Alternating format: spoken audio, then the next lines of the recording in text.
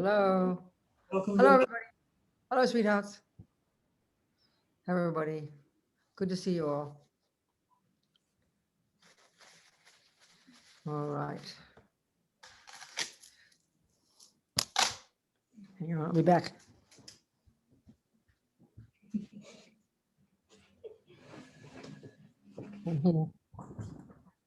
Okay. Welcome, Venerable Robina. Thank you so much for joining us here. Good. From people from Australia, people from all over the world, some people in the morning, some people very late at night, very early morning. My gosh. Okay, good. Well, thank you so much. And Venerable Robina edited Khyentse Lama Zopa Rinpoche's book on death and dying a few years ago. And through that obviously intense process of developing an understanding of the Tibetan Buddhist view of death and dying, is here today to talk to us about how to face death without fear. So we are very excited to hear about how to prepare for death and to help others who are in that process as well. That's exactly right. Good. Okay, Maybe people. Offer a mandala. Let's do that. So then we think we're going to we're offering all the wonderful things of the universe. Think like that. All the delicious things that make people happy. We're piling them all up and offering them to the Buddha as if the Buddha were here himself, which of course is true. The Buddha is here, as a request for the teachings. Good. Go on. Saji poki Jokshin mehetor Pramri Vablingzin Yidegen Padi Sangye Jingdu Megte Ua Yidro Kunamdag Jing la che pasho Jetsun lama Dampa kyenam Ki che tuikala Yen se chuzin tre Jita sampe Duje zinma Lazav gecheki Chapa wabtu so Idam Guratna Mandalakam Niyatayami. Okay, good. So now we can do, hang on a second. Can you just take that off for a second? I've got to do something, Jason. Sorry. That's it. Thanks. Hang on.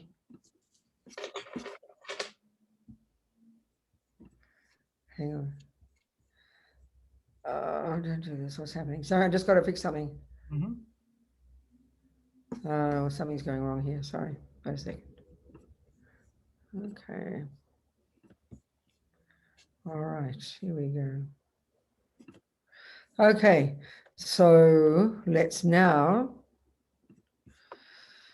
do our little refuge prayer and bodhicitta. So what we're thinking is this first two lines are for those of us who figure we're Buddhists already. We're reminding of ourselves, we're reiterating our reliance on the Buddha and his teachings. And the second two lines are stating our purpose for being together, to listen to these teachings, to take some tools from it, to help us, well, first explicitly to help us learn how to die well, so that we can continue to take human rebirth, so we can continue to become enlightened, so we can benefit others. Thinking like this.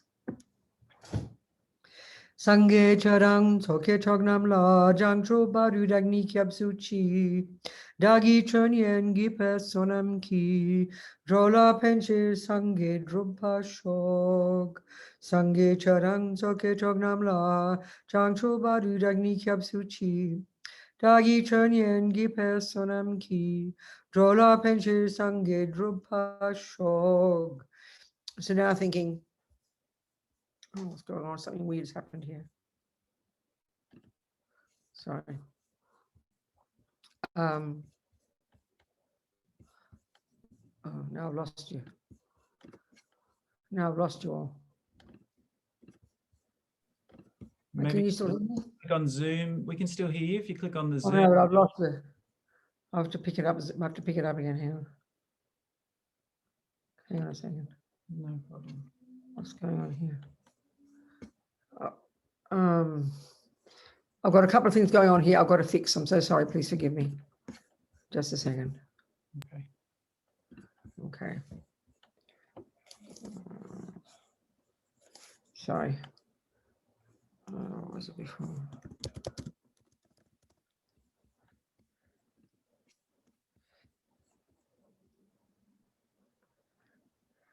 Okay. No, this is wrong.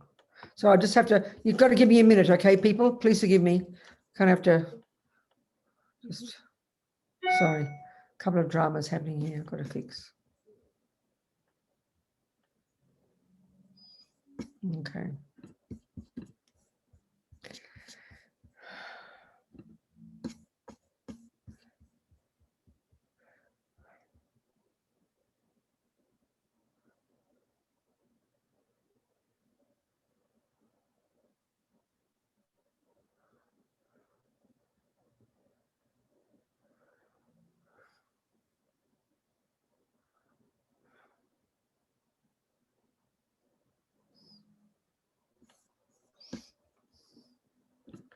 Okay. Nearly ready. All right. Here we are. Okay. Now I've still got to find you guys. I've got to get you back. I can't find you. Hang on. This happens regularly, and somebody offered to help me fix it, to know what to do, but it always comes back by accident. So I've just got to try my weird ways of doing it again. Yeah. Hang on a minute. Gosh. Try the link again. There we go. Okay. I'm here. Here we are. Thank you. Good. Thank you so much. Okay, so we're going to now, we're going to have done, we did the prayer. I was about to sing it the third time, wasn't I? So we'll just say it the third time in English. So until we're enlightened, we're going to rely upon the Buddha, the Dharma, and the Sangha. And so the merit of creating, we're going to create by listening to these teachings, may we become a Buddha as quickly as possible for the sake of poor suffering sentient beings. That's it. Done. Okay. Okay. Okay, I love talking about this book, I have to say. You know, and like all of us, if you're good little Buddhists, we think, oh yeah, we know all about impermanence and death. But just like my friend, what happened is this book started years ago in France. Rinpoche was teaching another course altogether. And then one of his students, a good friend of mine, a Buddhist, old Buddhist like me, she said, her father had just died and she didn't know what to do. So I think Rinpoche, he said he was quite surprised because if people don't know, if as a Buddhist you don't know about impermanence, then you're not a Buddhist, because we know that from the day one that's what Buddha's talking about. We're to get used to impermanence, people.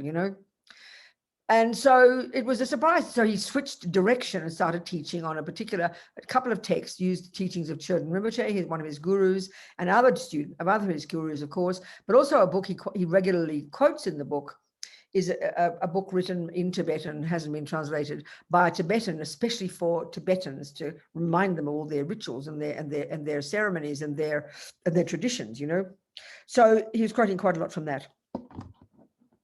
So the thing is, of course, I knew about impermanence and death, but when you have to study it yourself, and especially you have to put someone else's teachings together and get it right, I learned many things. And one of the things that really did become clear, began to, it sounds like a joke, but it's like I began to realize that, guess what? I think I really am impermanent, So this is the very first thing. It sounds hilarious because if nothing is more obvious than the fact that we're going to die. We all know these things. We know it so well. And it's the biggest, it looms large in our lives. This idea of death looms very large.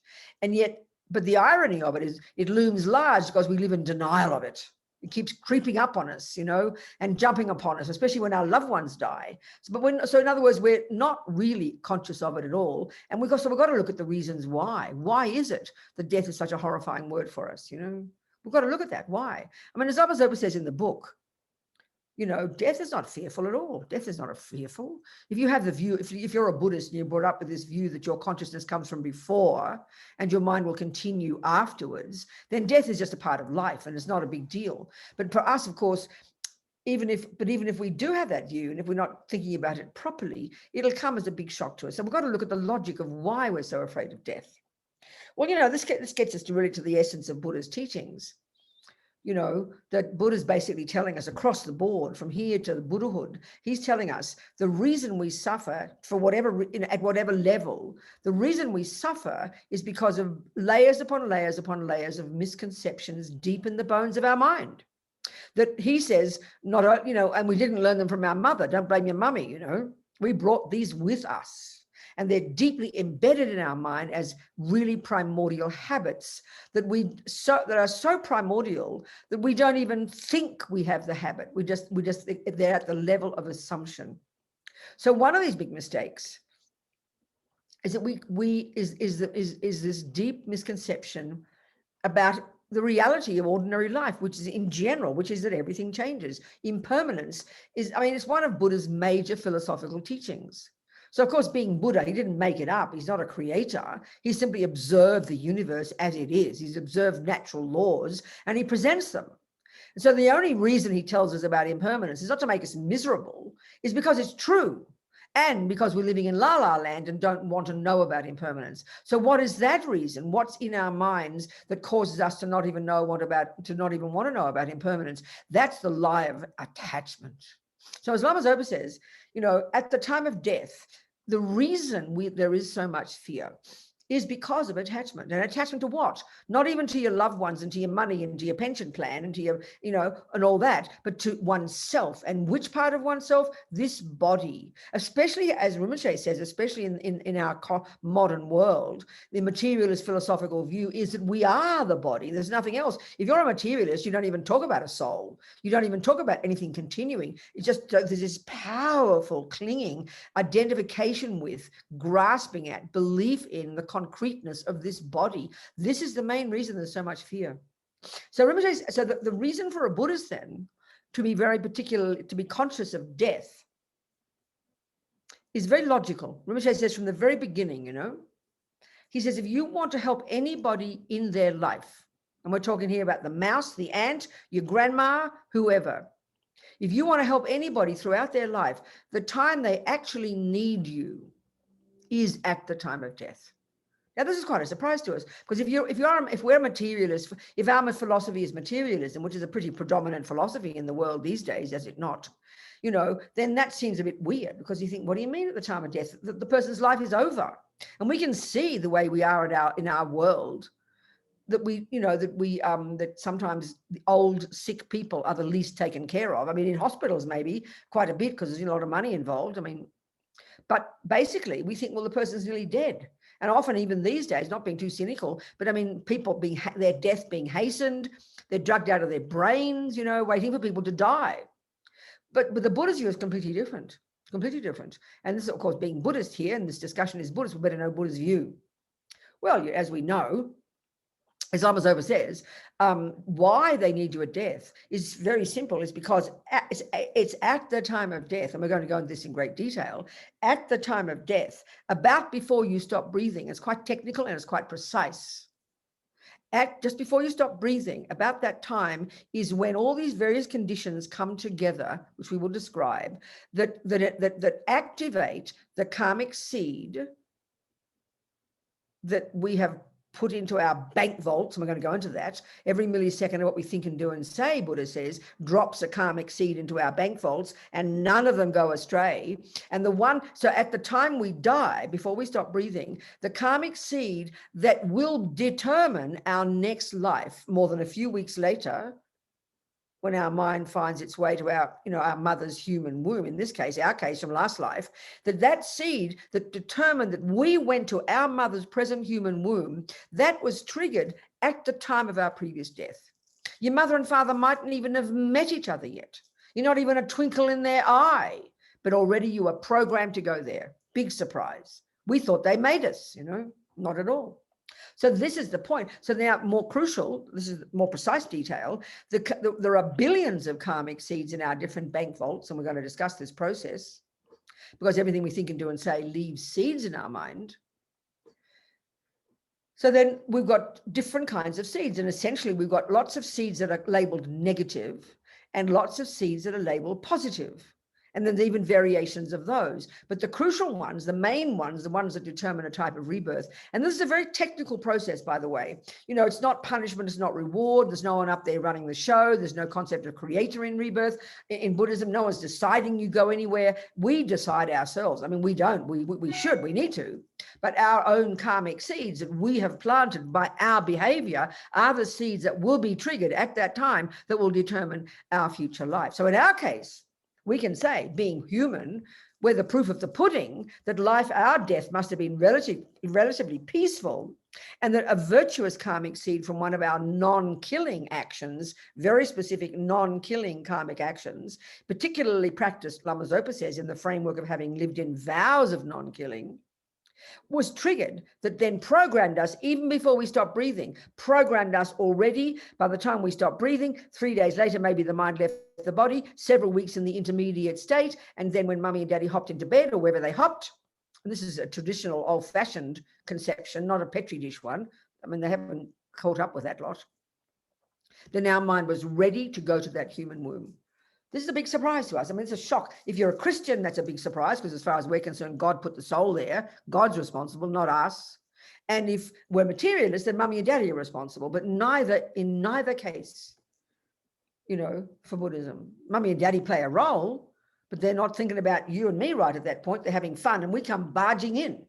Okay, there's a karmic connection between us. We've got a strong history. We'll discuss all this. But we created the cause to go to that particular fallopian tube at that time to meet that egg and that sperm and turn into us. Big surprise.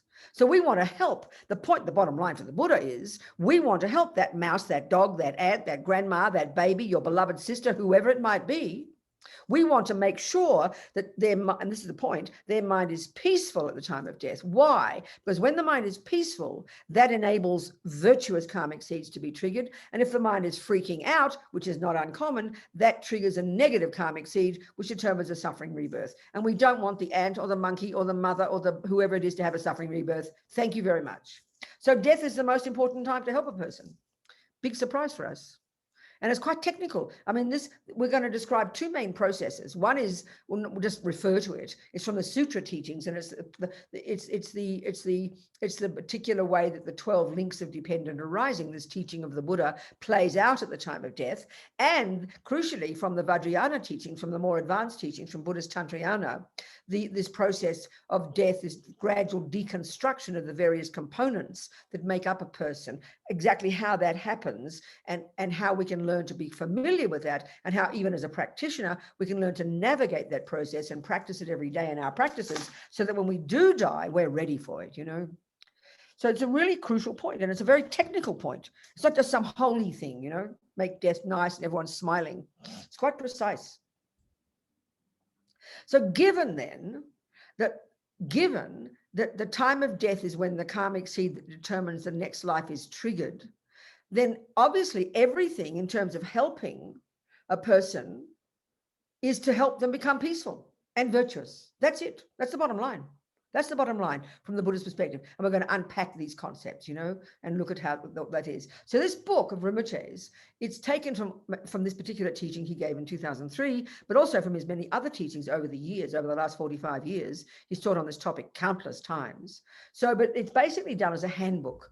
2/3 of the book actually is that the practices at the back, numbered from 1 to 87, every imaginable kind of practice, all kinds of mantras, all kinds of prayers, all kinds of sutras, all kinds of meditations, various things that you can employ at different stages throughout the process, from the months and weeks before the loved one dies, for the days before the loved one dies, the hours before they die, at the time they stop breathing, at the time the mind leaves the body, and then the several weeks after the mind has left the body. It's like chronological, And of course, Rinpoche's got masses of practices in here. You don't have to do them all, but it's a handbook of all these different practices that you can select according to your ability, according to the person's needs, etc., etc., etc.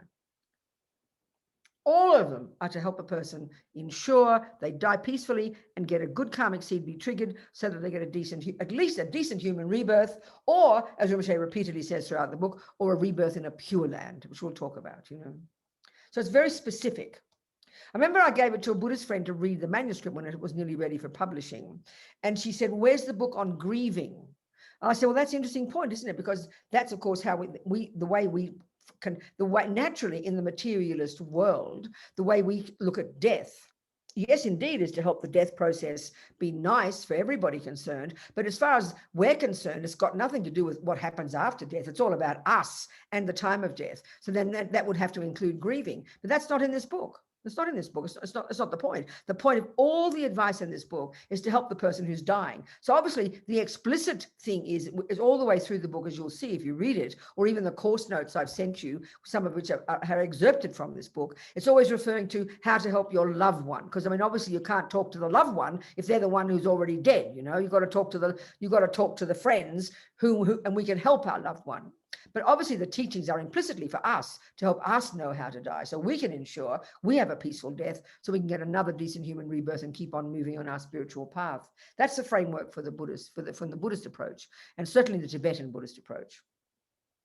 I mean, you probably read a different book if it were a Zen Buddhist, because they don't have the Vajrayana teachings, and they wouldn't talk about this death process. This is from the Vajrayana teachings. So, okay. So the book then is divided into several sections. The first part is really roughly, the background, why we have fear, attachment, how death is natural, what happens at death, sort of a more technical thing. Then there's the section where what to do, all the what to do parts, what to do the weeks and months before, and all the different kinds of practices, so many kinds of practices divided into, like, for example, what to think about, what to touch, what to see, what to listen to, what to meditate on, many, many different chapters, different things. And then there's what to do the weeks and months before, like I said, then what to do the days before, the hours before. And then there's a series of chapters on what the scenarios in which your loved one dies, what to do if your loved one dies in hospital, what to do if your loved one dies at home, what to do if your loved one dies suddenly, what to do if your loved one gives their organs, what to do if your loved one is a meditator. All these different scenarios, what to do, how to do, because the part of the problem is that's my friend, when she heard that she said, my father died and I didn't know what to do. Because if we don't study this, as Rinpoche says, this is education we all need. It's like proper education, what to do when your loved ones die. Don't just think, oh yeah, I'll work it out when we die, which is how we say. If you don't learn what to do, then we all know that when your loved one dies, we lose the plot. We hand it over to the hospital, we freak out, we call the ambulance, and we're in tears, We've got to know what to do. We've got to keep our wits about us and know exactly the scenario, what we want to do in what situation. You've got to train yourself for that. And that's exactly what this book is about, It's an excellent handbook. And many people who aren't Buddhists also learn so much from it, That's what I find very fascinating. Many people really appreciate the Buddhist view about death. So when I've done this course around different centers, and there could be even some people here, I don't know, on Zoom, who work in funeral homes, who are Christians, for example. There's a lot you can learn. You can adjust much of this advice to people if you're a Christian. There's no contradiction, So it's very interesting. Okay, now there's two things in terms of oneself. There's two things we have to learn to know to bring impermanence and death into our lives. One is starting now, learning to understand the Buddha's teachings, as we all know if we've studied the Lam Rim, to know about the reality of impermanence, to start to live our lives within the framework of the reality of impermanence and death, which of course sounds a bit shocking to us. It sounds like you've got to be depressed or something. No. Why death is fearful is because we live in denial of it. We can't escape it, but it keeps popping up out of the blue. It keeps coming into our lives, and we don't like to confront it. If we really had internalized impermanence, if we'd really internalized the reality of death, it wouldn't be in front of you. It would be implicit, and you would live your life accordingly. But because we live in denial of it, we kind of push it away. So we've got to bring it to the front and look at it, and look at how then realizing impermanence can already radically change the way we live our lives. So right now, as Lama Zopa says, one of the main delusions in our mind, as I mentioned briefly before, Buddha's telling us that we suffer because we have these layers upon layers upon layers of misconceptions in our mind. About what? About reality. This is one of the key ways that Buddha talks, So let's just look quickly then at what Buddha's view, just for a minute, just to remind us.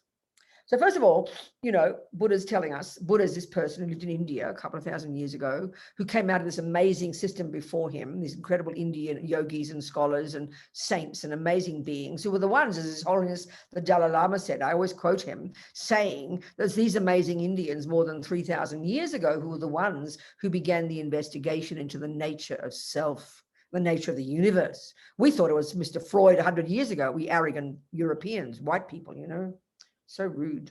And then we track ourselves back to the Greeks. Nothing wrong with the Greeks, but we don't track ourselves back to the Indians. They're the geniuses. They're the amazing beings who've got this incredible knowledge, incredible literature of knowledge about reality, about the universe, and about the mind.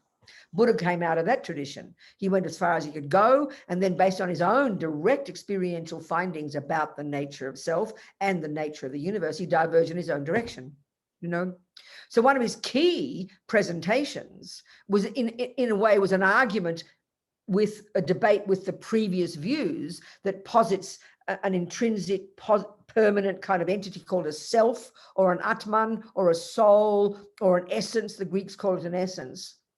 Buddha says, no, there's no such thing. He talks about that. And he argues with the view of a creator, which is a similar philosophy. Buddha instead has the view of karma, which also came from these Indians, but they still posit this permanent uncaused energy called God. Buddha has no view like that. We don't need to be created, he says, because we do fine creating our own mess as well, luckily, as our own goodness, So the Buddha's view is that there are trillions and trillions and trillions of consciousnesses or minds, mind streams. They go back and back and back. Why? Because they're the product of the law of cause and effect. They don't track themselves. Our minds don't track back to some first cause. We all want a first cause, but Buddha would say that's a complete misconception. It's not a possibility. It's not viable. And that's why, the Christians have big discussions about how there can be a first cause. Buddha argues very sincerely with that and basically puts his own presentation that consciousnesses don't need a beginning. This is a nutty view for us, a very weird sounding actually idea that your mind doesn't have a beginning, because we always want to go back, well, where did I begin? Where did it all begin?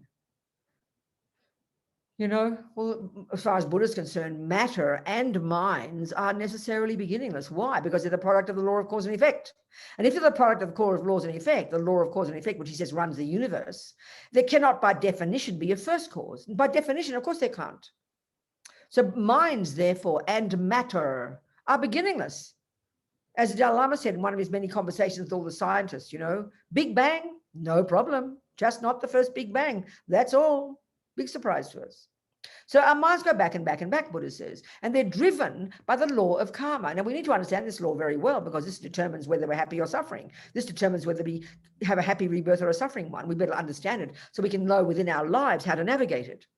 But the thing that will underpin our wish to navigate the law of cause and effect, the law of karma, meaning to live a good ethical life, the reason that underpins that is that we're impermanent, that we're going to die at some point. So one of the first things, we have to look into is contemplate this reality of impermanence. Not just we will die, but everything changes. Computers die, relationships die, houses burn down. But we can't stand impermanence, can we? We don't like it.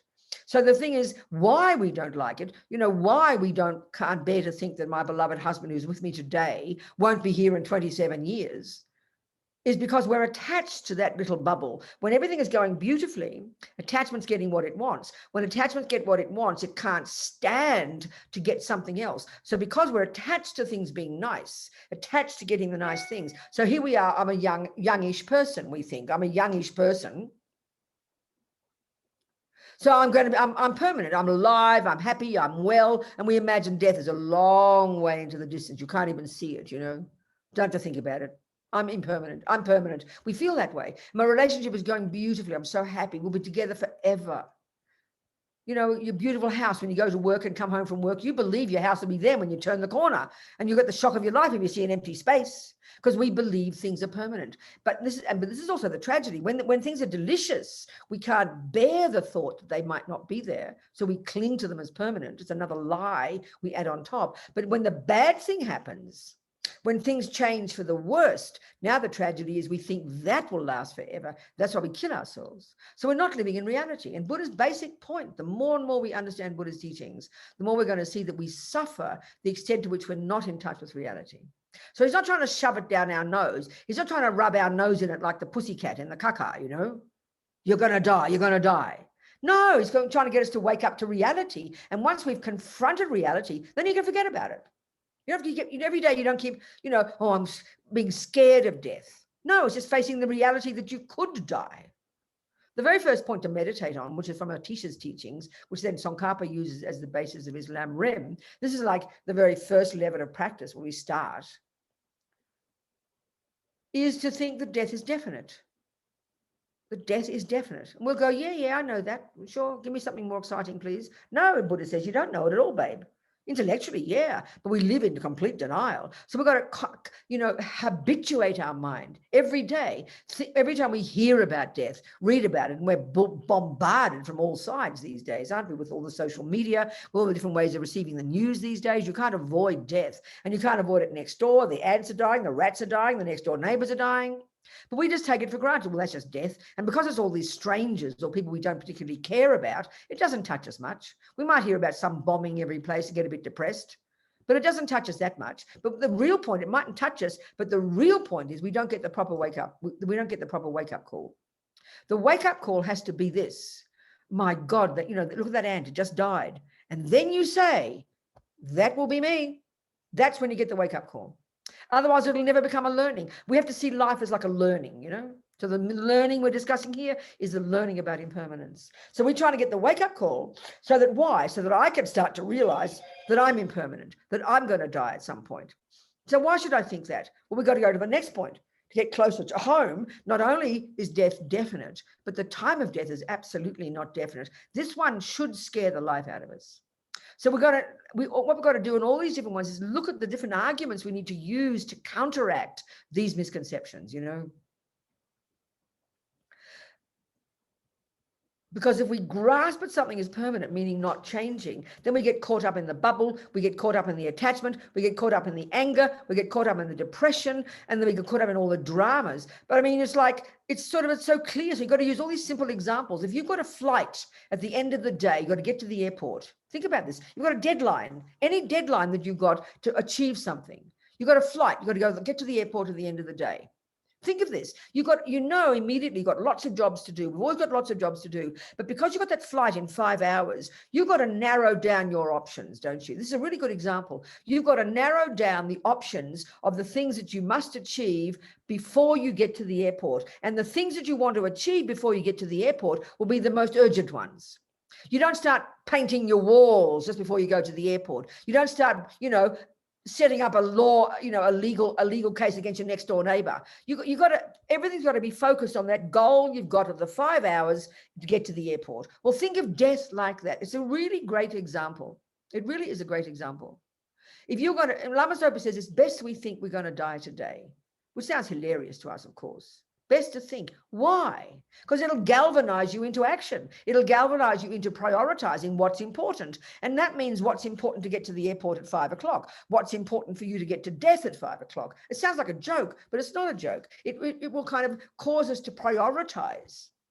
So if you're going to die today, I mean, I remember one of my friends on death row, he was given permission to talk to different people on the phone. We were allowed to call him up, So he was a student of one of my other friends, and she'd been taking care of him. And his particular practice that he really liked to do was Bodhisattva. So he had his death date the day I talked to him, okay? I think it was the day I talked to him. So it was so clear. First of all, he was radiantly happy. He'd had a deadline in 1 hour, 5 hours. Maybe it wasn't that day. It was coming close. So because he was so clear, he only had, say, 5 days left to live. He had his death date in the calendar, like get to the airport, So everything was geared to help him get ready for that date. It's pretty obvious. It's pretty obvious. You prioritize the secondary jobs you leave behind. So he was so focused on his practice. He was joyful. He was funny. He was cracking jokes. He was completely focused on his practice. Anybody even who's been told they're going to die, who's really come to terms with it, this is exactly how they are. Suddenly, what's the point of thinking about whether you're thin or fat? What's the point about whether, you're getting enough money at work? Think about, this is not an emotional issue. This is not a religious issue. It is a practical issue. If you've only got 5 days left to live, then suddenly once you've got to come to terms with it, he had come to terms with it. It wasn't a panic attack anymore. He was finally recognizing he was impermanent. He had finally recognized that death is definite. He'd finally recognized that it was certain he was going to die. So he was preparing for it. Of course, he was a Buddhist. He's preparing in a Buddhist way. And what does that mean? Well, that brings us to the third point in these 3 main points that a teacher gets us to contemplate. The first is that death is definite. The second is the time of it is not. The third is at the time of death, and this is the practical issue, at the time you go to the airport, what is helpful to you? This is such a good analogy. What's important for you? I mean, I always use the example when I went on a holiday one time when I was based in California, and I often go off and do an editing retreat. I'd call it that. And this particular time I was going to Puerto Rico, this nice little island in the middle of the ocean there that America bought because it's strategic. It's right there. So they bought it as they bought it like they bought Alaska. It'd be nice if you just buy a country. I always think I wish the rich people would just buy back Tibet, isn't it? Forget politics. Just buy Tibet, Probably cost more than Hawaii. They bought Hawaii, they bought Alaska, and they bought Puerto Rico. I think Tibet will cost a lot more. Forget politics, they're so stupid. Just get the very rich people just to buy Tibet. I'm sure the Chinese are happy to get rid of it. Anyway, I'm just joking. So never mind, that wasn't the point. So there we are, I was in Puerto Rico, I was going to go, and then friend there, I gave a teaching, and they organized this little spot, because Puerto Rico is so gorgeous, little island, 4 million people. And they often say that it's one of the happiest places on the planet. People are very happy, they're gorgeous. So anyway, I had this little house in this little resort, this pink resort by the beach. I love the beach. I like the beach. Being a Melbourne girl, I like the beach. So I remember I had 9 weeks there to do my editing, and it was gorgeous. I'm just talking samsara here. It was gorgeous. But this is the point now. I had a date. I had a deadline. I had a death date, 9 weeks. This is the point now. This is kind of the irony of it. I knew it was impermanent. We often say, well, if you think you're going to die in 9 weeks, why would you bother? But no, it's the opposite. I only had 9 weeks for this vacation. I did my editing. Every morning I woke up, I was all perky and happy, and I didn't want to waste it. This is the point. You don't want to waste it because I only have 9 weeks. I look at the calendar, 8 weeks, and oh my God, time's passing. I wouldn't just forget that imagine if you forgot that I had to leave after 9 weeks. Imagine if you forgot that it was impermanent. This is my analogy, that you had to die in 9 weeks, leave Puerto Rico in 9 weeks, pack my bags and go. If I'd forgotten that and start getting attached to the little house, it's my house and my cushions, that's my thing, and the noisy guy next door, I'm going to sue him for his loud music because I forgot I had to leave in 9 weeks. I forgot it was impermanent. This is how we live our lives. We forget we're impermanent. So we grasp at it as eternal and for eternity and take it all too seriously. And then suddenly at 9 weeks, Rita, the agent lady there, would come to the door and grab me screaming out the doorway, chucking me out, followed by my bags, because I'd forgotten that it wasn't my house, because you get attached to it. But if you know you're going to leave in 5 hours, if you know this guy was going to die in 5 days, he was super focused. He never lost sight of that fact.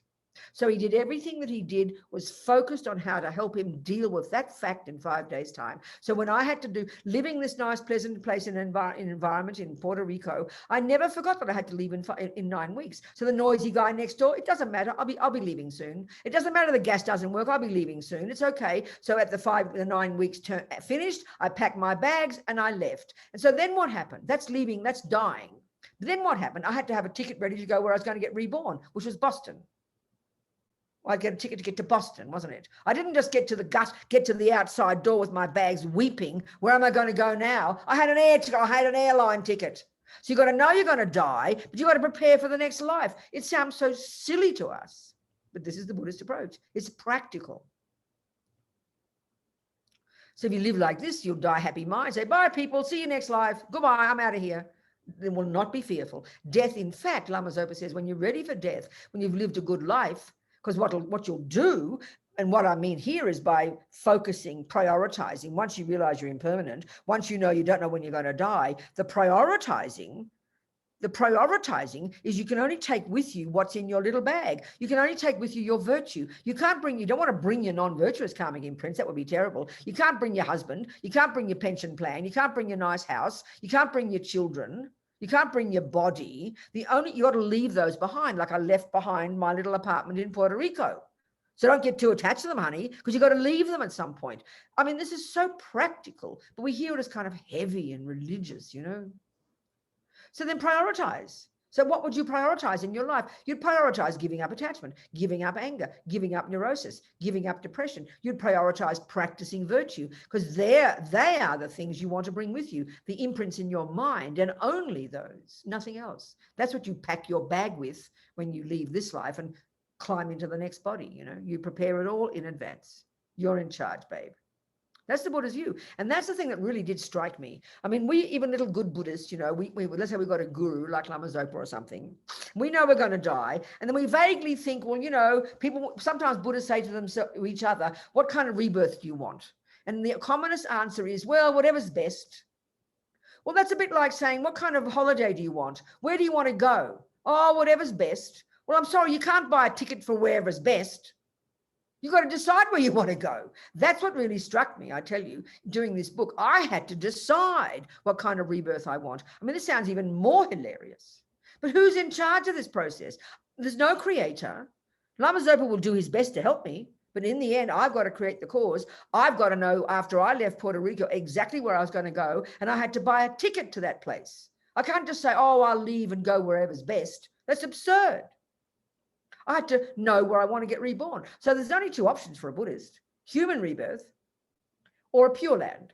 So I've decided, so since this book, this is just an incidental point now, but I'll go into it. Lama Zopa always talks about being born in a Pure Land, particularly Amitabha's Pure Land. And I'd always think about Pure Lands. I don't want to go to one of those. They sound boring. I want to be a human, you know. But now I'm a fan of Amitabha's Pure Land, and I'll tell you why as we go along. So I made a decision. I'm going to get reborn in Amitabha's Pure Land. I've made a decision. I'm going to buy an airline ticket to Amitabha's Pure Land, create all the causes to get to Amitabha's Pure Land. And then I figure I missed the plane to Amitabha's Pure Land, I'll get a human body. But if I missed that one, I'm in trouble. So you better take care of me, please. Anyway, I'm kind of joking, but I'm not joking. So, okay, to live our lives, prioritizing what is useful to you when you pack your bag to leave. Well, what you can bring with you is your virtue. That is it, honestly. And that suddenly narrows down your options. This guy who had 5 days left to live or whatever it was, he was a happy fellow. He understood, he had confidence in this process, he had Bodhisattva in his heart. That was a practice he did. He was ready for death, you know. A friend of mine on death row in Kentucky, Mitchell, I've known him for like 25 years. He's in that movie. If anyone's seen Chasing Buddha, he's in that one. And he's this darling man who was, you know, he's into drugs beforehand, and some people died, because if you've got guns and drugs, people die. I'm sorry, you know. So anyway, he became a Buddhist. I've known him for 25 years now, I think. And he's ready for his death date. You know, he said, I'm ready for that electric jolt, Robina. And the last time I saw him, I think, well, maybe the second but last time, he was talking about how he was trying to plan how he would be exactly on the day they killed him, because the bizarre laws where he is in Kentucky, because he was sentenced in the 80s and electrocution was still legal. It's not anymore, but because he was sentenced to be electrocuted, he's got to be electrocuted. So they've got to cut. So he was talking about how would he be when the guy comes up to him, this close to his face, putting on all these wires on his head, putting on a sponge on his thing, putting a black cloth on his face, and then putting him in the chair. And he said, should I think more about him and have compassion for him, or should I do my practice, you know, with my eyes closed, sort of thing? And it was a very sincere question. That's his reality. He's getting ready for this time, you know. And I said, well, let the guy do his job. That's his job. Don't get distressed about him. Don't even think about him. Have compassion, sure, but stay on your own mind. Like you know, keep clear on your practice, which one you want to do, which Buddha you want to think about, and focus on that, you know. I mean, that's his reality. But he cracks jokes about it. I'm ready for that electric jolt, Robina, he said, because he's thought about it. So the thing is, it's a practical issue.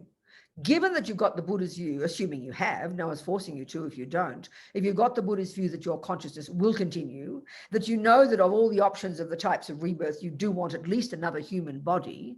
so you can carry on with your spiritual practice, then it's logical. Like if I want to go to Boston from Puerto Rico, I've got to know how to get to Boston. Well, if I want another human life, it's sort of logical. I want to know what causes me to get another human life. Well, that's called the law of karma. That's the fundamental law that drives the whole universe as far as the Buddha is concerned. It's the law within which all beings exist. It's not punishment. It's not reward. There's no creator. There's no punisher. There's no creator. There's no rewarder. We are in charge of the process. So we have to decide where you want to get reborn. It's a serious point. Most of us, even if we are good Buddhists, don't think as practically as that. That's what I got from having edited this book. You've got to decide, I want to be born as another human being. So if that's true, you better know what the causes are. Practice virtue, do not kill, live in vows, and purify every day. Bottom line, that's the cause of getting another human body, and making aspirations to get a human body and connecting to the Buddha because you want to meet the Buddha again and do some practice every day. That's enough. You'll get a human body, babe. Karma takes care, as Lama Yeshe puts it. It's a natural law. It's surprising to us. If we're Christian, we have to, and I'm not criticizing, we have to leave it in the God's hands. If we're materialists, we don't know what's going on. We just have to cross our fingers. Buddha says, no, you're in charge, babe. Get yourself ready. It's a very interesting concept. And then you can relax. Karma takes care. You make sure every day that you do sow the right seeds. And you put atomic bombs under the negative seeds, which is the purification practice. That's the way you prepare, practical. But still, it takes time to really believe, to have confidence that we are impermanent, because the misconception of grasping at permanent me is pretty primordial, I tell you. But the way to get the wake-up call is this, there's this text on impermanence by Pabonka Rinpoche. We know of it, some of us, and it's called Heart Spoon. And it's this advice from this Lama, and every verse ends with, this will happen to you. That's how you got to think. That's when it'll be the wake-up call. You see, but when it's distant, when it's the strangers out there, we don't get much of a wake-up call. We find it a bit distressing sometimes, but it doesn't really cause us to change much. Then it gets closer to home, doesn't it? Our pets die or our beloveds die. That's when it really gets close to home, and we have all this grief and sadness and loss, but we still don't get the point. We still don't get the wake-up call. You will not get the wake-up call until you say, that will be me. So when your husband dies, get over the grief, yes, but then go, that now it's my turn. Because one of the deepest kind of lies we tell ourselves are so implicit we don't even think it. As Lama Zopa says, we divide the whole world into dying people and living people. And we really believe those labels have some intrinsic truth. So as soon as you hear that your husband's going to die, of course, the grief is unbearable. You can't stand it. But still now what happens? Your husband suddenly shifted from the group called a living person to this horrible group called a dying person. And you can't even talk to dying people properly. Because why? They don't have a life. You don't talk about the future to dying people. You talk in hushed tones. You talk sadly. I mean, people who tell me that they've been diagnosed with, say, cancer, they can't stand talking to people because people look at them with such sad eyes. They don't treat them like normal people. But it's so bizarre because, as Lama Zopa says, living people die before dying people every day. This is easily provable, but we can't stand to think about it, So it's such a bizarre concept, and we believe in the truth of that concept. I mean, one of my friends on death row with Mitchell, I knew him, Frank. He was getting ready for his death date, organizing all his appeals and trying to get his death date, or whatever. He kept thinking, well, he had a few years left because he got appeals to go. And then suddenly he gets leukemia and he's dead in a month. Even on death row, death is not certain, Another friend of Mitchell's, I've just heard recently, who got sentenced with him, he's now been released from prison. So nothing's certain, A friend of mine who was a Buddhist, married to another Buddhist, and the husband, they were divorced, and the husband got this virulent cancer, and he was going to be dead in a couple of months. So she decided she'd go back to live with the husband to help him die. Well, she was with him, doing his prayers every day. They were divorced, right? And she was waiting for him to die. Well, 2 months came, 3 months came, 4 months came. He didn't die. So she had to leave him again because she kept waiting for him to die, That's not indefinite. He became a living person again. Everything got upset. We're ridiculous.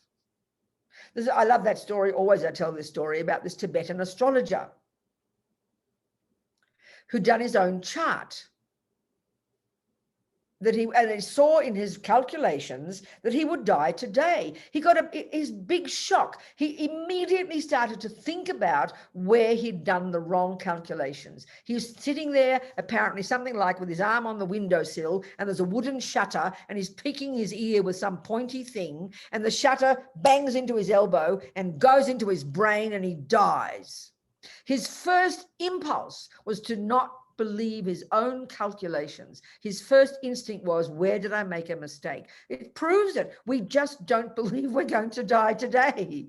It's so hilarious. I mean, you should laugh at it. It is hilarious, which just proves it's a lie, because people who will die today, who aren't sick, do not expect to die today. We say, what do you mean he just died? I just talked to him. I mean, what's that got to do with the price of fish? So we can see the way we live and talk every day. We believe in things as permanent, you know. We're so silly. So it's a really amazing, the Lamas all say, it's an amazing way to really shift your entire focus on life. You suddenly get priorities, like my friend on death row, like me in Puerto Rico. And that's the point. The analogy there is clearly the obvious one. You don't want to waste your life if you've got this. You've got priorities. You don't want to waste your life. Well, just like my 9 weeks in Puerto Rico, why would I want to wake up every morning and go, oh, I'll swim tomorrow, I'll do this tomorrow? I never wasted a single day. It was so delicious. That's the analogy, because I knew the time was running out. You get a sense of urgency. That's the point. Therefore, you prioritize. You don't get caught up in stupid stuff, which is what we spend our lives doing. Even on the most practical level, and this is not trying to be mean about us, because we believe we're permanent, because we believe our home is permanent, because we believe the husband is permanent, the children are permanent, everything's permanent, then we start getting overly caught up in them. This doesn't mean you don't care. You don't chuck the baby out with the bathwater. But, you know, we get overly caught up and obsessed with everything. And then we start getting all attached, and we get freaked out, and we want to sue everybody and kill this and hate this and worry about the furniture. And I mean, it's fine to have good furniture. You've got to have good furniture. Realizing you could die today doesn't mean you don't keep your furniture nice. It doesn't mean you don't cook dinner for your children. Of course you do. Of course you do. You don't just give up and wait for death to come. That's nihilistic. You don't just go on your vacation and say, oh, well, it's only for 9 weeks. Why bother? You don't say that. The irony is it's all the more you care because it's only 9 weeks. So when you know your life is impermanent, you'll actually enjoy it more. Remember a woman, this is very common, in one of these discussions about death in one of the Zoom classes, she said every day she's living in fear of her husband dying. How can I try to live in the moment? I said, don't worry about living in the moment. Just face the fact he will die. I said, listen, honey, he will die. Stop trying to pretend he's not going to die. Don't be fearful of something that's going to happen. So then what will you do if you do decide he will die, because he will die? Then you realize, my God, he's still alive at the moment. Let me make the most of it. Instead of constantly anticipating that, oh, you're not going to die on me, you're going to die any minute. No, he's alive this minute, make the most of it. And if you wake up next morning and there's not a dead body there, you've got a bonus, so be happy again. So it's an easy way just to cut the fear. People often say, oh, don't be silly, he's not going to die. Of course he's going to die. Face the facts, people. Be direct. You are going to die. Babies die. 7-year-olds die. 15-year-olds die. Happy people die. Healthy people die. It's not being cynical. It's just being factual. Then within that, realizing you're impermanent, you live your life properly. This is very sensible. It's very practical, you know. And you prepare for the next life. You buy your airline ticket. You reserve your seat. I promise. So that's a little bit overview about how to live your life within the reality of impermanence. Then you're not afraid. Because once you face facts, you're not afraid. It's only when we live in denial of facts that we're afraid of them, you know.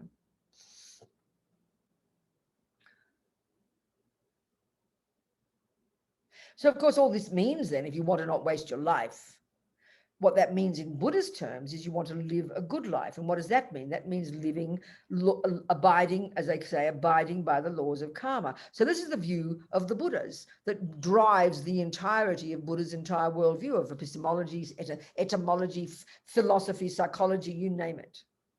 The law of karma runs the universe. The law of karma is, the universe runs within this natural law. It's just the way it is. That there are trillions and trillions of minds. These minds are beginningless and endless, and every millisecond of what each of these minds does sows seeds in that mind, programs that mind, turns that mind into the person you become. We literally create ourselves. This is not a joke. His Holiness calls the law of karma. He says you can call it self-creation. Why not? So what is it? What produces us? What's the frame? What's the essence here? Well, the whole law of karma for the Buddha, this is his expertise. It's the law of cause and effect. Now, we know the law of cause and effect. The whole world lives according to the law of cause and effect. That's called science. But Buddha's expertise isn't the law of cause and effect about gardens and, you know, and computers. It's happiness and suffering. That's it. The whole of Buddha's teachings are in terms, one way of framing all of Buddha's teachings is in terms of how to stop suffering and to get happiness. That's it, you know, very simple. So then we better, if that's the case, and we all know we want happiness and don't want suffering, then we better learn to know what he means by happiness and what he means by suffering. He's got his own definitions. And then we crucially need to know what are the causes of that happiness and what are the causes to be free from suffering. So it's very practical. That's his Four Noble Truths, the four truths, the four facts for the noble ones. It's all framed in terms of suffering. The first is there is suffering. So at the very least, to stop the first kind of suffering, for the Buddha, that means it's called the suffering of suffering, which is future suffering rebirths, or even within a human rebirth, to having suffering situations. That's called the suffering of suffering. Now, we know at the simplest level, I do not want to be killed, lied to, terrorized, raped, stolen from, bad-mouthed, poor, sick, etc. That's called the suffering of suffering within this human life. So, you know, the very least then, to Buddha's telling us, if you don't want that future suffering, then here are the instructions of what to do. It's a bit like you go to the health stores. I like the homeopaths. They're very sensible. They've got an A to Z list of diseases and an A to Z list of medicine. So you look up arthritis and it goes, oh, arnica. Get my bottle of arnica, out I go. Well, what's the solution here? You don't want future suffering, Buddha says. You want to get born in a decent human body? Yes, please. You want to have a nice mummy and a nice daddy and money in the bank and good health and good wealth and have people be kind to you? Yes, please. Well, honey child, here are your instructions. 7 little baby things. Minimum. Don't kill. Don't take the ungiven. Don't jump on the wrong partner. Don't lie. Don't badmouth people behind their backs. Don't abuse people and don't rabbit on about nothing. 7 baby instructions. Quicker than arnica. Easier than arnica and free. You change your behavior. You stop creating future suffering because your actions of harming others are the causes of you being harmed. It's not a complicated concept. And indeed, you, by implication, you flip it over, your actions of benefiting others is the cause for you to be benefited. It's a pretty straightforward idea. It's not punishment and reward. There's nobody doing that job. It's done by us. These are not complicated words. This is Buddha's view. So that's how you live your life. It's very simple. Guaranteed you'll get another decent human body. But there are skillful ways of doing that. Live in vows of morality, live in vows of ethics. Lama Zopa says being good is not enough. Living in vows multiplies billion times more powerfully those karmic seeds and guarantees even more that they will be the karmic seeds available to you at the time of your death. That will ensure that one of the virtuous ones will be triggered so that you get another decent human mummy so you can keep on moving on your spiritual path. But not only that, we can also then do another practice. The first level of practice, entry level, immediate, urgent, starting now, as Lama Zopa says, is you stop killing, stop stealing, stop harming sentient beings. But not only that, given that our mind comes from countless past lifetimes, and given that every millisecond of what we think and do and say stays in our mind, it doesn't disappear, it doesn't go astray, then those seeds are there, billions of karmic seeds from many past negative lives. Join the club here. We've all done billions of negative things. We've all done all kinds of actions. We've all got those karmic seeds in our mind. So given that I don't want them to ripen when I die, I better start putting atomic bombs under them. That's called purification. So you've got to stop sowing more weeds, and you've got to put atomic bombs under the weed seeds before they ripen. If you have that level of practice, which is junior school, first scope of the lamb rim, you can die with a happy mind, I promise. This is the law of karma, and a law being a law, it's a natural law. It's not kept secret by somebody. There's no concept like God's law. God keeps his law in his pocket. He has got a plan. That's fine, but there's no view like that here. We are all in charge of our own destiny, if you like. We are in charge of who we will become in the future. When we start to get that, then we'll start living according to the laws of karma. For whose benefit? Our own benefit. So simple. This is so practical. This is how you live your life. Then you'll be ready for death, honey. I promise. Death will be a happy experience. So any questions so far? Yes, Venerable Robina, we had a question from David Bruce. It was related to choosing what kind of rebirth you want to have. So he's asked, you've said, dying in a pure land, be in bliss. But as I'm on the Bodhisattva path, how do you prevent this in order to return to samsara? Because I want to return, and only then can I rest in peace. Okay, very good question. This is my point too. I heard about the pure lands. I thought, no, I don't want a pure land. I want to go back and be a human, you know.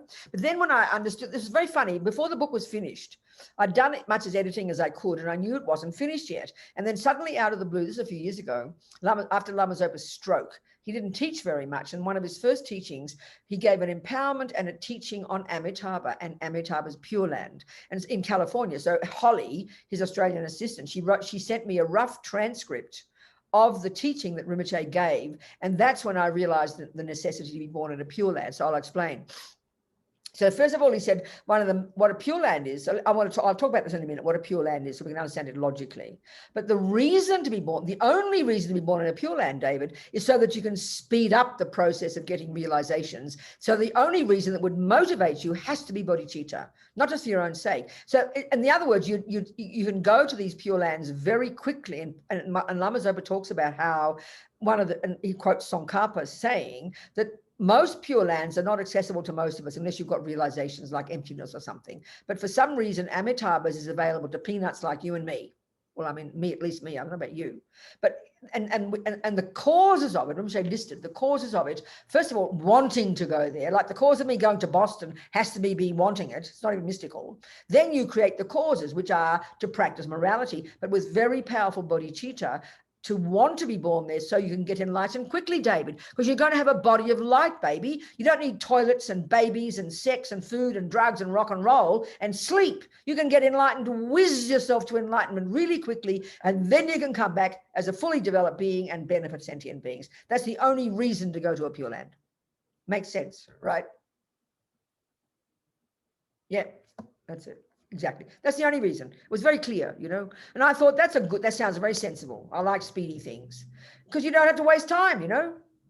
So then one of the things now I do, there's this, in the book, there's this particular prayer, beautiful prayer by Tsongkhapa on wanting to be reborn in Amitabha's Pure Land. So when I hit the pillow at night, I turn on my iPad and I have my own voice reciting to me that verse as I go to sleep, that prayer. It's about 10 minutes. So I'm sowing the seeds, hopefully. We'll see what happens. Well, I'll talk about what a pure land is later. We'll go into that. Thank you, David. Very good point. What else? There's no other questions in the chat at the moment. Okay. Hello there. I can see Sevelin. How do I say your name, Sevelin? Is it Sevelin or what? How do I say your name? Because you've written to me, haven't you? You've written to me, haven't you, darling? How do I say your name? Sevelin. Sevelin. Okay, sweetheart. I'm happy to see you. Happy to see you too. You dragged your boyfriend or your brother or somebody along, did you? He looks like he's a bit reluctant. No, this is John, the husband. Oh, your husband. Oh, very good. Happy to meet you. Yeah, he's very kind. Good, sweetheart. Okay, good. Happy to see you. I'm very glad to see you. Okay, you people, what else? No more questions? No? Okay. Well, yes, good, Maria. How are you, sweetheart? Still in, where is it? Not Coffs Harbour, the wrong one. Where are you again? What's Harbour's? I wish I was in Coffs Harbour. No, What's it called? Where are you again? Victor Harbour.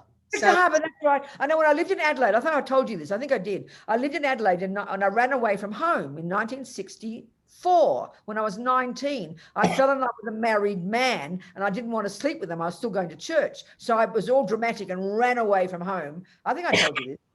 I think I was too scared to run away to Sydney. So I ran away to Adelaide.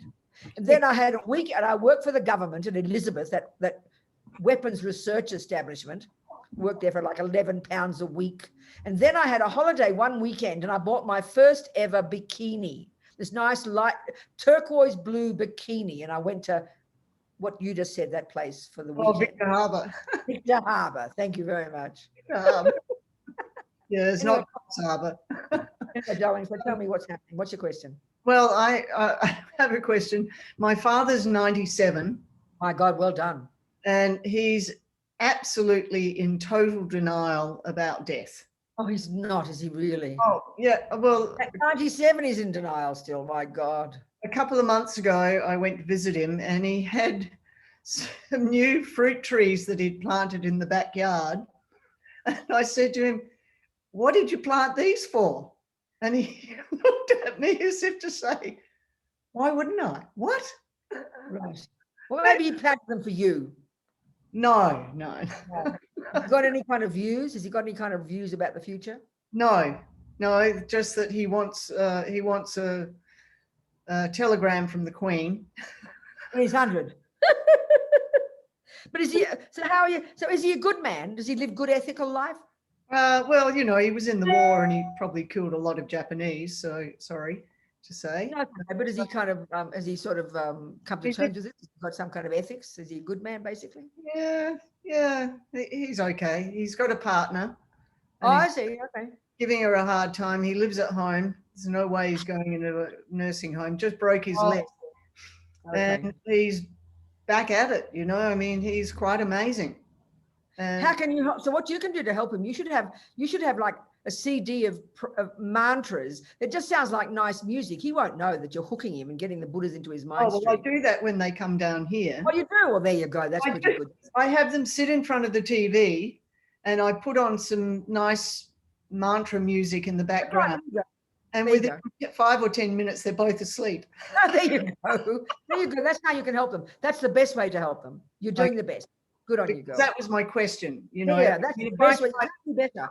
Now, I tried to give him any of this stuff and he would just think I was of absolutely. course you would.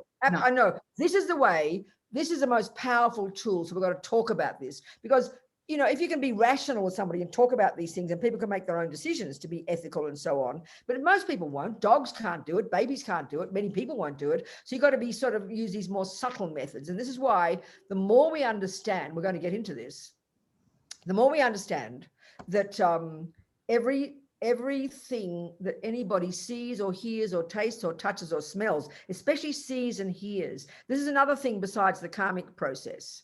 It's simply like, as one Lama said, everything we see and hear, it's like we're shooting a movie all day and everything gets stored in our memory. And how come we even look at anything in this life and go, oh, I like that, or we recognize it? It's because we've seen it before. The imprint has gone into our mind. So the most precious thing you can do for the mouse, the dog, your grandpa, your father, is let them have imprints of the mantras, imprints of the sounds of the mantras, and that'll cause them to meet it and connect with the Buddha. That's the best thing to help, the best way to help, especially your pets. That's the most perfect way to help your pets. Yeah, that was my question. Beyond volition, it's beyond volition. Even if people are in a coma, Maria, it can benefit because the subtle mind can be aware of it. Okay. Especially sound is very subtle. Sound is way more subtle than sight.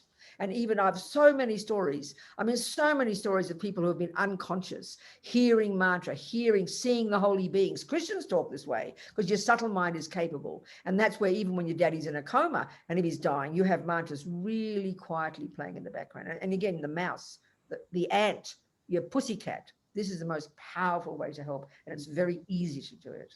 Do you understand? Yes. That's the best. Amazing. Best one. Thank you. Good, darling. Any more questions? Any more questions, people? No? No. Okay. So let's keep going then. So, okay. So in terms of then the period before, this, like I said, the sections, all different parts, what to do the weeks and months before death.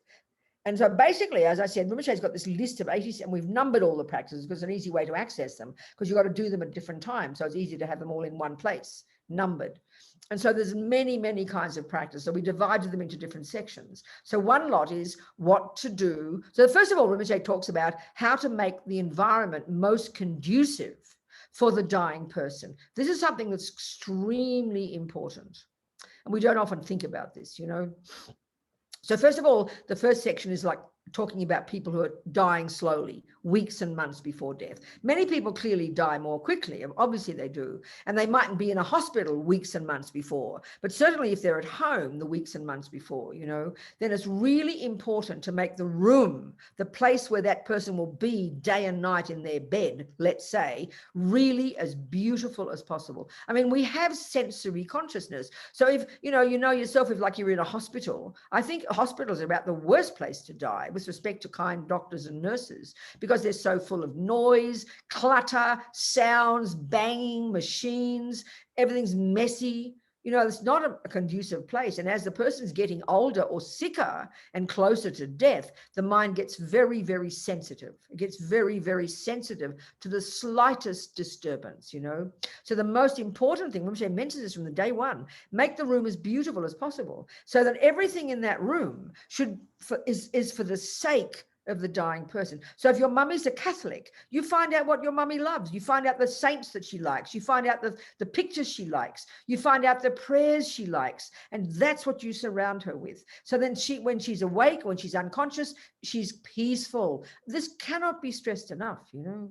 That means you keep the troublemakers out. You keep out her pets. This is a very big shock for us in our culture, because our trouble is we confuse love with attachment, but attachment is mostly what we have for our pets, and we don't want to have anyone around in the room, or things in the room, or sounds in the room, or animals or people who the person is very attached to, because that distresses their mind. They cling and they grasp and they don't want to let go, and the worst way to die is with attachment. So you've got to be very skillful to know how to navigate this. You don't be like a policeman. And of course, all this advice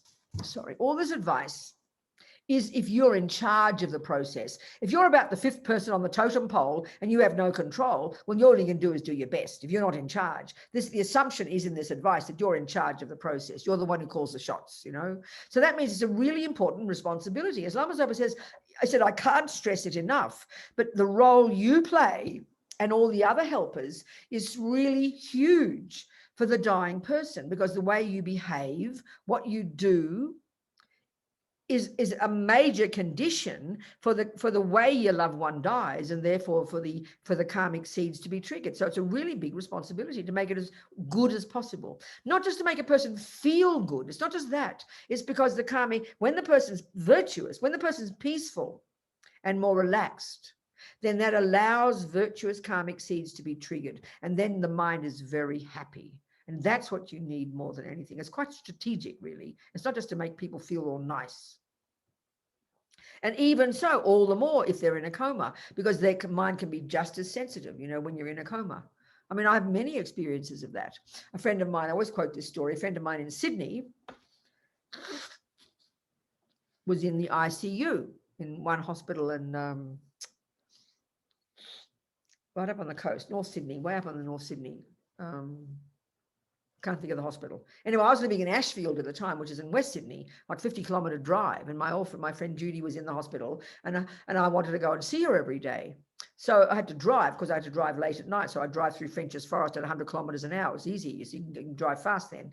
So anyway, I had to drive every day. But I forget the name of the hospital. Mona Vale, that's right. Any Sydney people here will know what I'm talking about.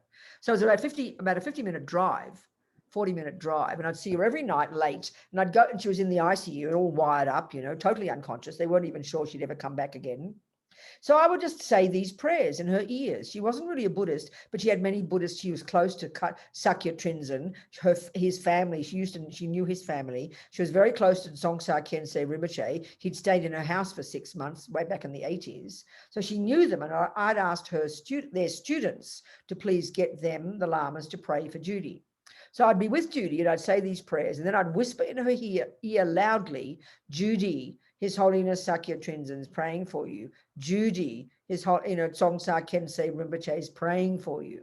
So anyway, she came out of her coma and I went to see her one day. She was all perky and happy. And she told me the only thing she could remember from those weeks in a coma was this husky voice. She didn't know it was me. She thought it was a blue lady coming through the window saying exactly just those words. Judy, His Holiness Sakya Trinzen is praying for you. Judy, Tsongsa Kensei Rinpoche is praying for you. Now, of course, all this assumes, from the Buddhist perspective, and you to understand, the power of holy beings. Buddhas pervade the universe. Holy beings have great power. They can be present in different places. They can hear these types of things. This is the point. I mean, it's like the Catholics with their saints and Our Lady. They have faith in their presence. The Buddhists the same, you know. So that's a whole nother level of thing. And this is the subtle mind. When you're in the dream, when you're in a coma, when you're unconscious, even when you stop breathing, but you're not totally dead yet, that's your subtle mind. And it is very receptive. So maybe you can't see things, but like talking like to Maria, if her daddy's in a coma, she can have the Medicine Buddha mantra, for example, playing very gently, very softly, right next to her daddy. And that'll go straight into his mind and leave the imprint there. I mean, a friend of mine's got a whole family of guinea pigs. She's got all their little guinea pig houses all set up with Medicine Buddha mantras on the earphones, you know, Medicine Buddha pictures. All the little guinea pigs are going to go straight to Medicine Buddha Pure Land, you know. So this is how you should treat your animals.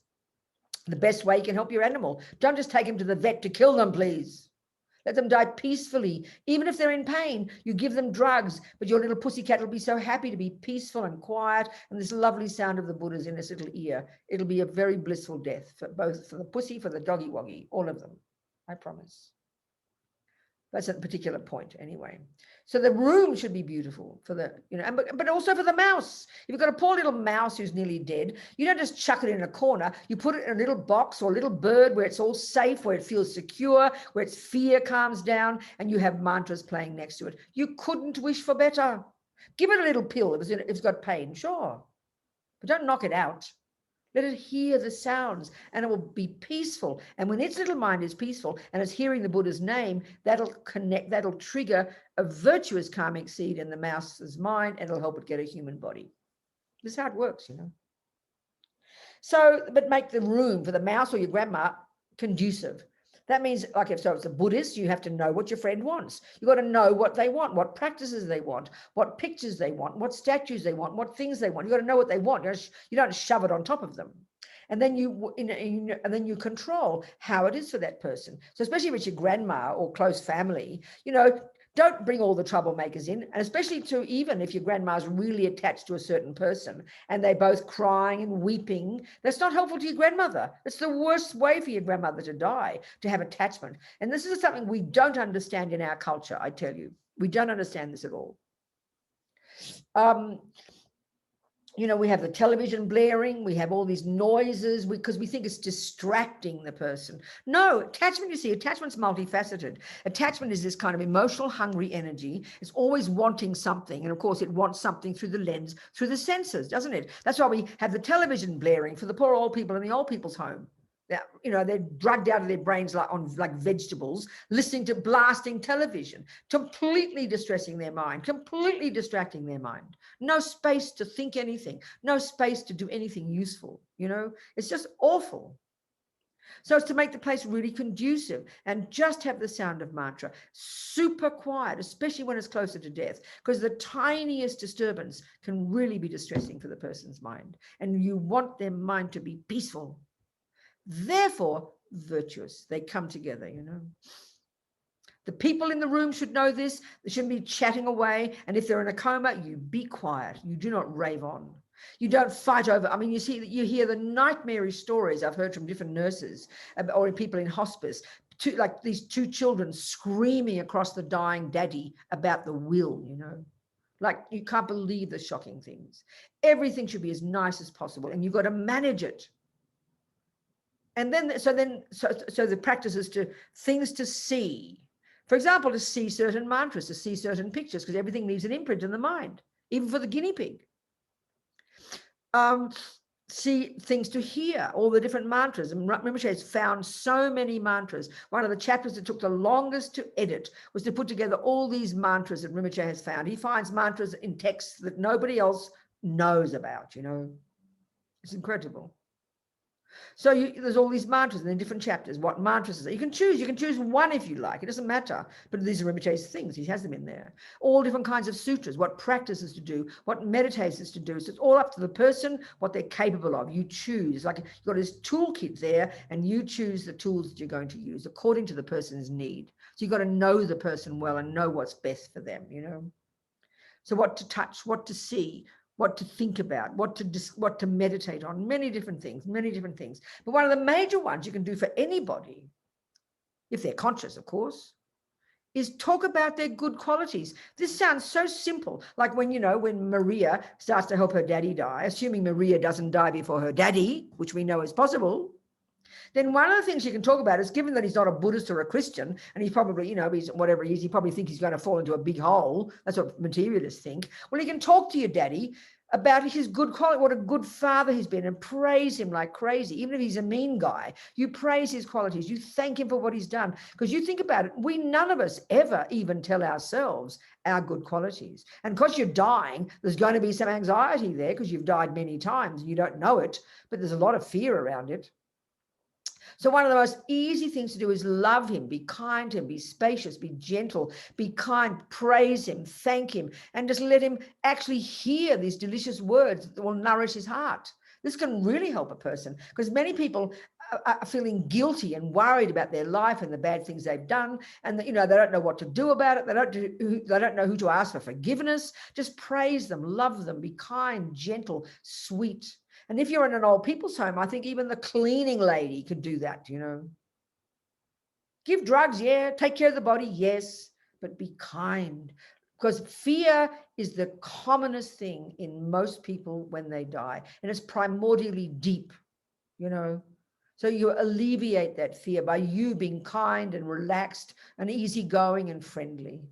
And you make that person feel safe. You make them feel secure. You calm their fears just by your presence. That's the most precious gift you can give, I tell you, including your pussycat.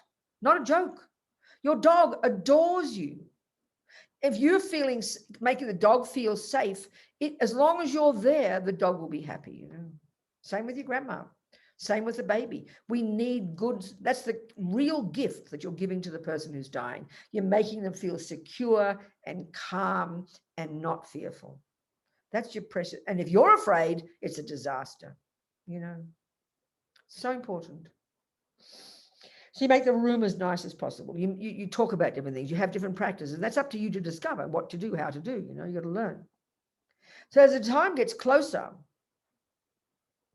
then, often I know with people who work with the dying, they know when the person's going to die. They can see, So the same, if you learn this process of death, you, how many talks have we got? 4, isn't it? 4, okay. Okay, just thinking how far we can go. Okay, so, all right. I know it's only an hour and a half, but do you all mind if we have a break now? Because my voice is not so good these days. I've been a bit sick, so do you mind if we have a break now? And we'll come back in an hour if you like, or you want an hour and a half again? Because maybe people were coming just for the afternoon session. What do you think? Well, we did advertise the starting I time. know, that's right. Maybe we keep to that if that's okay. Okay, so then we're going to talk a bit longer now. I'll give 5 more minutes and we're going to have a break. Is that extra half an hour break? Is that okay? Thank you. Yes. All right, darling. Good. Thank you so much. I need my voice. So, okay. So then, let me just think about what to talk about here. So the time when it really starts coming to the crunch is this time closer to death. But even before that, let me just say the person's in a coma and they maybe still got days to live or weeks to live. Still, all these instructions apply. They mightn't have their eyes open, but it's so important, especially even if they're in a coma or asleep all the time. You still have the place beautiful. You still have it peaceful. You keep the troublemakers out. You keep the pets out. That's what I was going to talk about before. We really confuse love and attachment. But one of the major problems for most of us in the West, and when we really understand this, we'll understand it well, that attachment makes the mind very fearful. Attachment makes the mind grasping and not wanting to let go. And that more than anything is what you want the person not to be like. I remember one time at one course, this woman was telling us how on the Saturday of the course, and she was telling us how they were all taking turns in sitting with their dying friend. And this woman liked Patsy Cline music. She had her dogs, her cats, all these busy people coming in and out, right? And she was close to death. And then we talked about how to make it really peaceful. And she said, well, she came back the next day, Sunday. She said, when I had my turn, I turned off Patsy Cline music. She put on the mantras. She chucked out the cats and the dogs and all the other busy people. And the woman became really peaceful and died then. Because you see, when there's lots of activity, the attachment holds on to it. People know this. People say people hold on for weeks. That's attachment. So if you give a person something to be attached to, grasp at, the television, the family, the pets, the children, it's frantic and it's a very painful way to die because you can't stand to let go. You don't want to force the people to die sooner than they're ready, but you've got to make it quiet. I remember one time I went to help one old lady die. And she was really distressed. She knew about Lama Yeshe. She wasn't really a Buddhist. She had cancer. She wasn't in such terrible pain, but she was really mentally distressed, you know. You could see it, so much anxiety. And I'm thinking, I'd never sat with a person dying before. And I thought, well, how can I help her? So I thought, I'm going to be peaceful. And I just sang mantras really quietly. Well, almost instantly, the sound just calmed her down. That's why I'm talking about sound is so powerful. That immediately calmed her down, you know. Just the sound of mantra sung very sweetly. Straight away, her mind was peaceful. Because if there's, you know, and also she always had the television on. These friends would put the television on. So that's a strong, vivid object out there, these loud noises coming in out of your coma and these loud, garish noises. And her attachment would be grasping onto it. So what happened was, she said she liked Lama Yeshe, so I left them one of those, not a DVD, before that, the tape, you know, to go into the tape recorder to show a video of Lama Yeshe on the television. Well, when I left, they told me later they broke the television trying to put the video in. So then, of course, she couldn't even have the television, but she became quiet. So she died within an hour because her mind was calm. So having all the busyness and the dogs and the cats and the people and the friends and the talking and the television is just feeding the person's attachment, making them more and more distressed and more unable to become peaceful and allow their mind to settle down, you know. So, so important.